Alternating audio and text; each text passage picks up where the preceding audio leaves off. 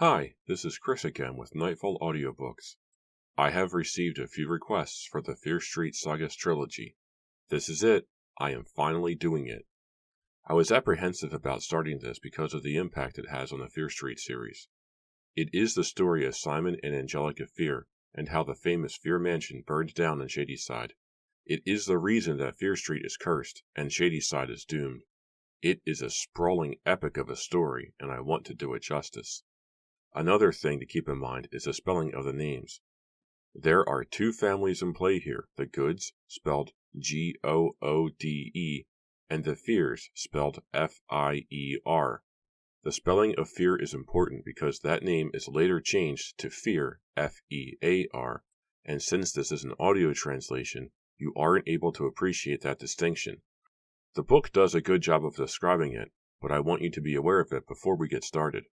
I read this a lot when I was younger, but it's been about 20 years since I've read it.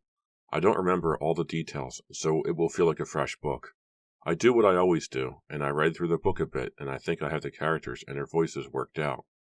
This is different from the Fear Street Saga series, which is another 16 books that extends the story the trilogy introduced. I was reading R.L. Stine since I was around 10. I was already following Goosebumps, Fear Street, the Super Chillers, the Point Horror series, and I had the three main trilogies, which are this one, 99 Fear Street, and the Cataluna Chronicles. To add another series to the mix wasn't in the cards. I didn't get a real job until I was 18, so funds were a little limited for a while. Sure, I mowed lawns, fixed computers, and stuff like that for quick cash, but no reliable income. To support another R.L. Stine series was unthinkable. When I was 17 or 18, I began reading other authors too. So I began focusing on Christopher Pike, Mickey Zucker-Reichart, and Mark Anthony. I was done with R.L. Stine for the time being. I didn't give the Fear Street Saga series a chance, and I don't think I will ever cover it in this project. If you have been following me from the beginning, you'll know that I launched this project with the 99 Fear Street trilogy. I took a gamble on that because, 1. I knew not everyone was as passionate about it as I was. 2.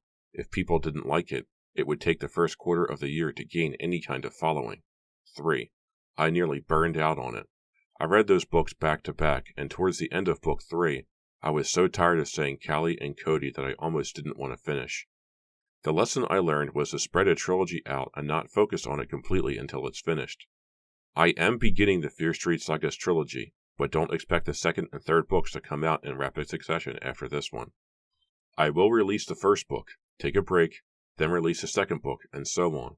I don't want to burn out on it, and I don't want to tie up another quarter of a year releasing a long story.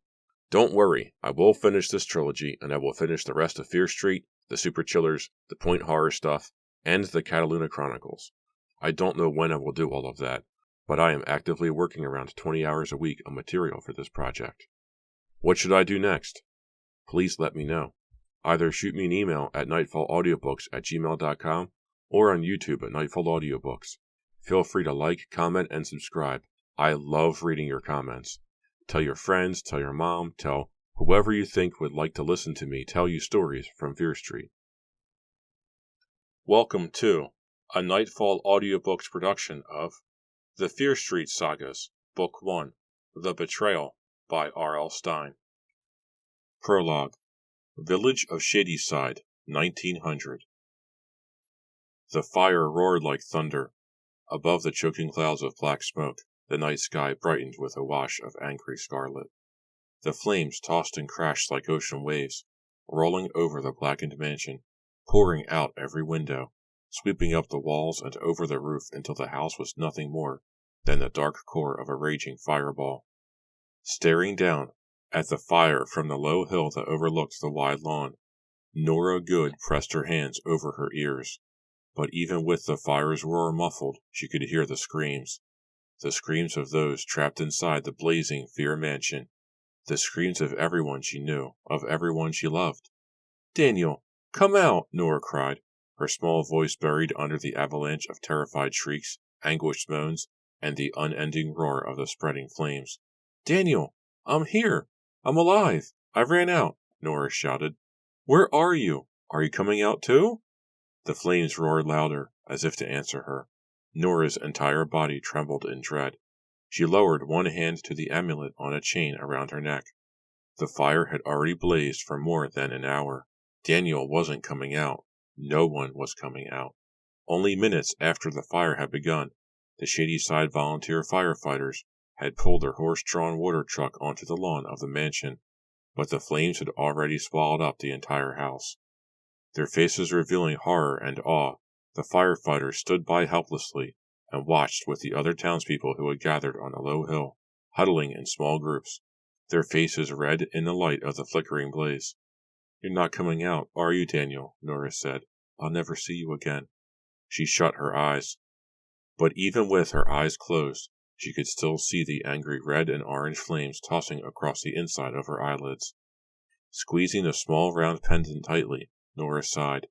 This silver amulet with its sparkling blue jewels held in place by a silver three-toed claw, like those on a tiny bird's foot, had been given to her by Daniel Fear as a token of his love.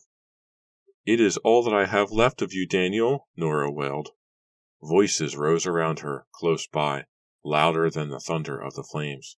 Nora opened her eyes and turned her gaze on the horrified faces of the people from the village. They clung together, as if frightened for their own lives. "The fire will burn forever," a bearded man cried, his face scarlet, the flames reflected in his eyes.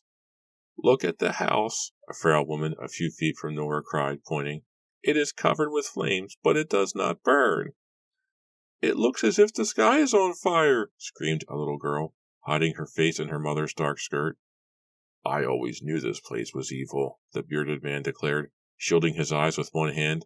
"I always knew the Fears would come to no good." "They burned up inside their house," someone said. "May their evil perish with them," another person added. "The firemen did not even try to put it out." "They could not put out this fire. It is not an ordinary fire. It is not a fire from this world." "The evil of this house feeds the fire." "The house is cursed. The ground is cursed." "No, please, stop it, stop it," Nora shrieked. Unable to shut out their voices, she began running toward the house. Her cloak flapped behind her as she stumbled down the hill and over the lawn. Slipping on the dew-wet grass, she could feel the heat of the fire on her face. Strange shadows flickered over the lawn, black against the reflected scarlet light. "Daniel, why is your family so cursed?" Nora cried as she ran. "What kind of evil brought you and your family to this fiery end?" Nora's long dark hair floated wildly above the flapping cloak. As she ran, she held out her arms as if ready to embrace the flames. "Who is that?" "Where is she going?" "Somebody stop her!" Alarmed voices rang out from the crowd. Panting loudly, Nora raised an arm to shield her eyes as she ran. She could feel the precious silver amulet bobbing against her throat. "Daniel, are you in there? Daniel? Somebody stop her!" "Has she gone mad?" "Who is she? Is she a Fear?" The voices finally faded, drowned out by the crackle and roar of the blinding red-orange blaze. "It's so hot," Nora thought. She loosened the cloak and let it fall. "It feels as if I am running into the sun. Now I feel as if I am on fire too." She stopped, choking on the hot smoke. "Where am I?" She gazed into the flames and suddenly realized she was standing in front of a window. The window of the grand ballroom. The tossing flames made the window glow. "Oh!" Nora moaned in horror as the faces inside came into view. Faces among the flames. Nora's breath caught in her throat as she stared through the window at the wriggling dark bodies. Are they dancing in there? Dancing with the flames? No. Their faces were twisted in agony, their dark bodies writhing in pain. She saw screaming women, flames rolling up from their hair. She saw the tortured faces of young men, dark holes where their eyes should have been, their clothing wrapped in fire. Who are these people? Nora wondered, unable to turn her eyes from the ghastly nightmare inside the house. Why are they in the ballroom? Why aren't they consumed by the flames? Why don't they die? And then Nora's eyes focused on a figure in the center of the writhing, screaming crowd. A young girl, wearing a long maroon dress and an old-fashioned cap. Nora gasped as the girl raised her head and their eyes met. The girl's eyes were eggshell white, glowing white. As Nora gaped in horror, she saw the girl's mouth open wide into a tortured scream, a scream of rage, of unbearable pain. Then Nora noticed that the girl's hands were tied behind her, tied to a tall wooden pole. The girl was tied to a stake, and now her dress was billowing with fire, and the flames were rising up to her face, up to her long blonde hair. The cap burst into flame then. Struggling against the stake, the girl shrieked as she burned. Then, with a low explosion, the flames hid them all behind a rippling yellow curtain. The window burst, glass shattering and flying out. The fire's roar tumbled over her. And still Nora stood motionless, staring where the screaming girl had been, staring into the wall of flame, staring into the bright, dancing horror. Part 1. Wickham Village, Massachusetts Colony, 1692. Chapter 1. The fire crackled softly. A loud pop sent up a shower of glowing red embers. Susanna Good uttered a cry of surprise and jumped back from the hearth. The embers died at her feet.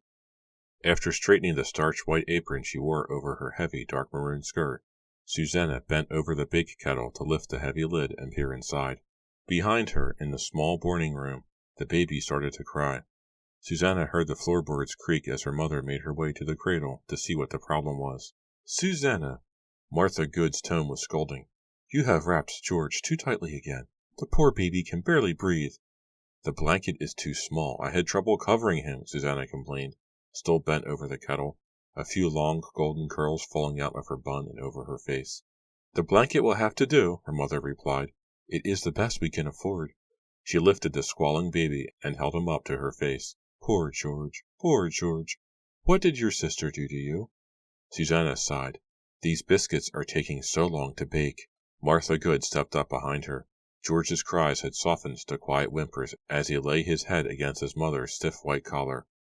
"The fire is too low," her mother said, shaking her head disapprovingly. "You cannot bake in these dying embers. Put more wood on, Susanna."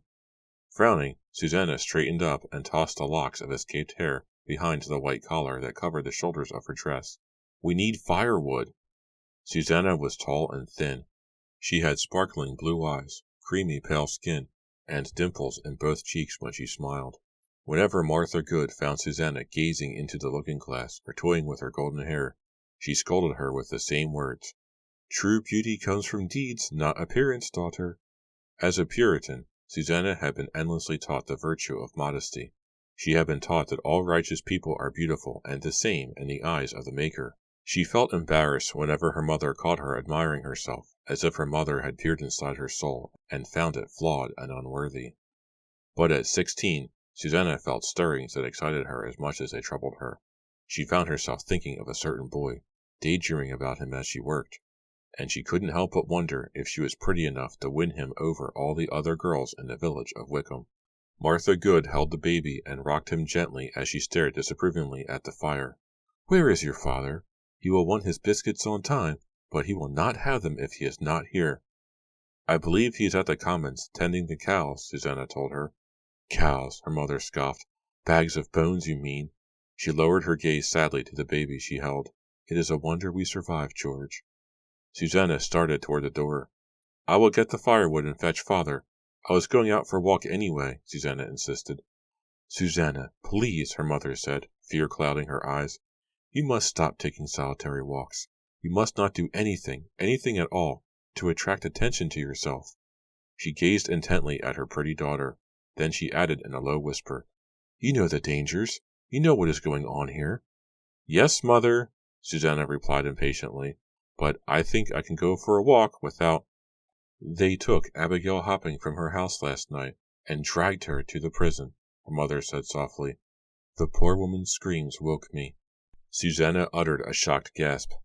"Abigail Hopping, a witch?" "That's what Benjamin Fear says," Martha Good replied, swallowing hard.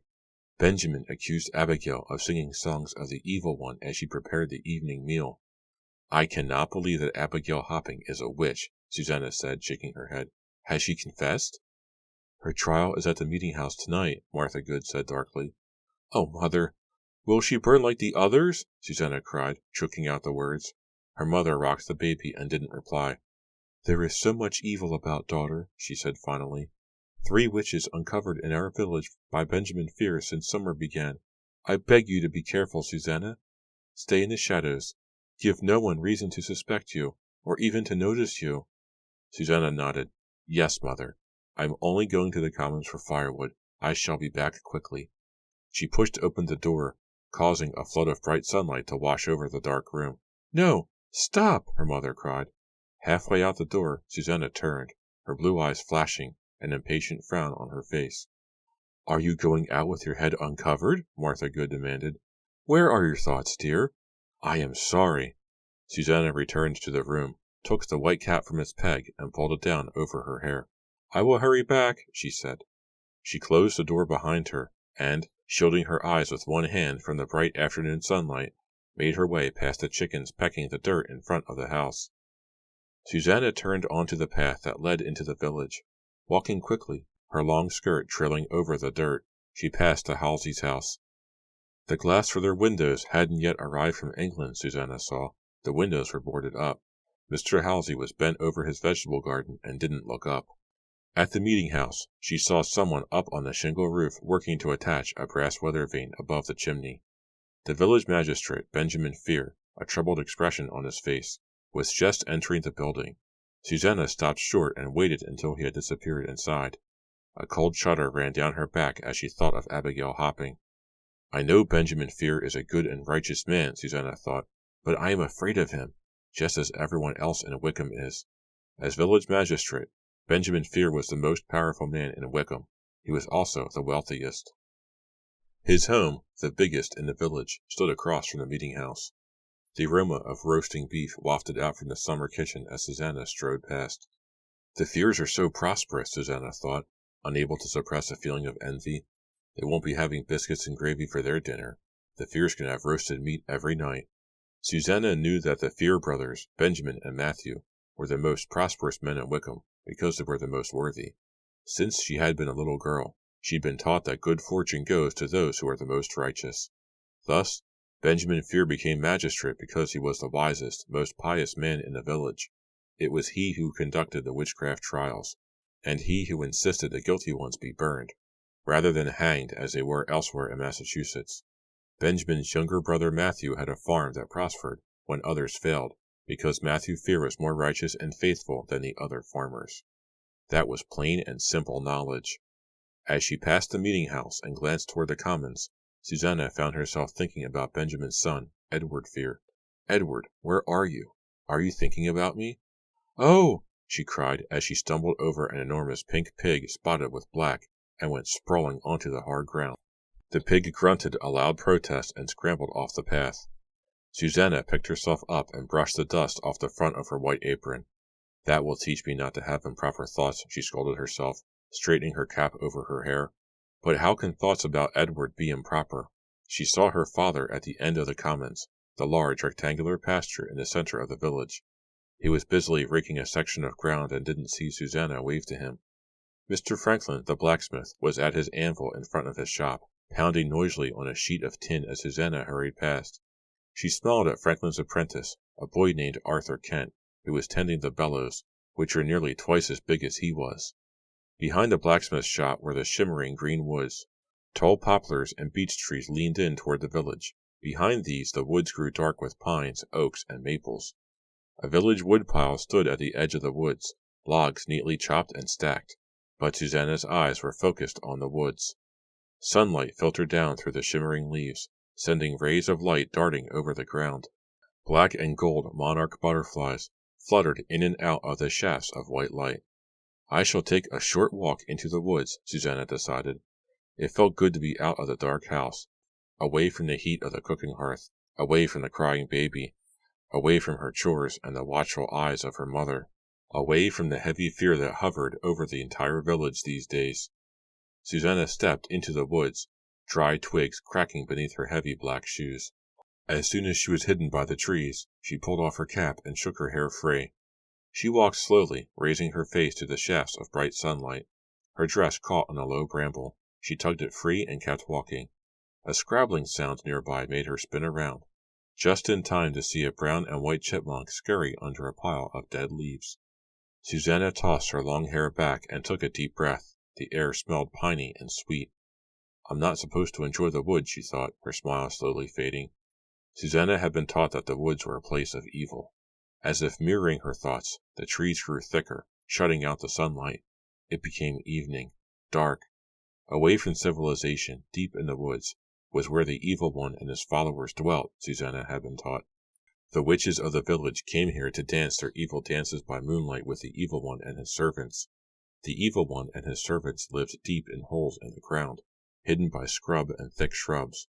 Susanna believed that if she wandered alone into the darkness of their domain, they might reach up and grab her and pull her down into their netherworld of eternal torture and darkness. The air grew colder. From a low branch, just above Susanna's head, a dove uttered a deep-throated moan, cold and sorrowful. Susanna shuddered. "It is so dark, suddenly so cold," she said. "Time to go back." As she turned, she felt strong hands grab her from behind. "The Evil One!" she cried. Chapter 2. "Let go of me!" Susanna screamed. To her surprise, the hands obediently released her. She spun around, her blue eyes wide with fright, and stared into the laughing face of Edward Fear. "Do I look like the Evil One to you?" he asked. Susanna felt her face redden. She glared angrily at him. "Yes, you must be the Evil One," she said. "Why else would you be out in these woods?" "I followed you," he replied, his expression solemn. Edward was tall and good-looking. He wore a wide-brimmed black hat over his straight dark brown hair, which fell below his ears. His gray doublet was made of the finest linen. The cuffs at the end of his sleeves were white and stiffly starched. His navy blue breeches ended just below the knee.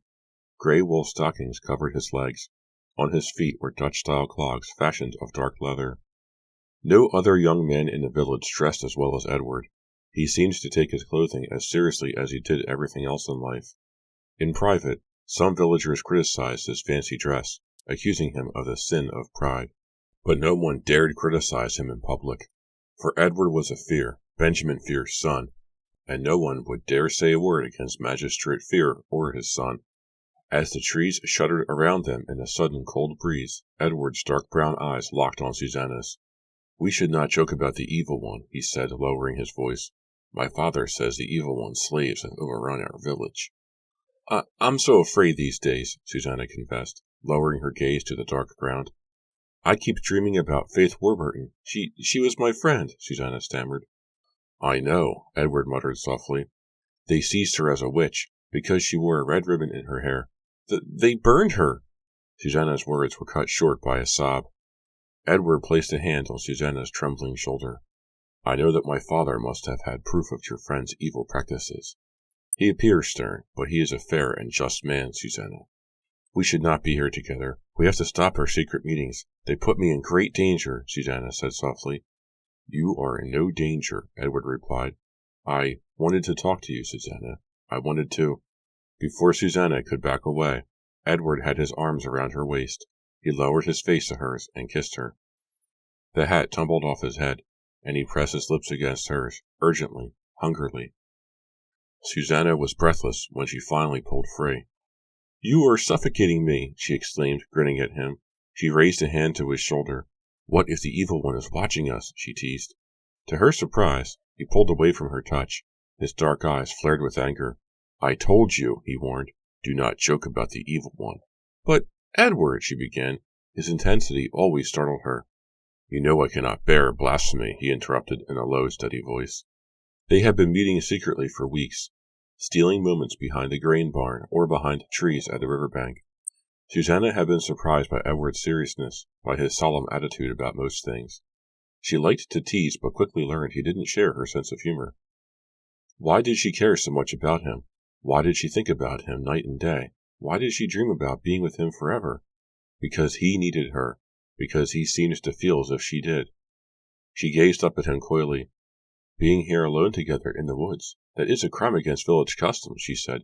"What do you think your father would say?" He picked up his hat from the ground, gripping it tightly in one hand. "Being here with you, Susanna, is no crime." "Why is that?" she teased. He hesitated, gazing at her as if trying to see inside her head, to read her thoughts. "Because we love each other," he said finally. And before she knew it, they were wrapped in each other's arms again. "I want to stay here," Susanna thought happily. "Stay here with Edward in the dark woods, live in the wild together, just the two of us, away from the village, away from everyone. She pressed her cheek against his, surprised that his face was as hot as hers. A sudden noise made her cry out and pull away. Voices. "Edward!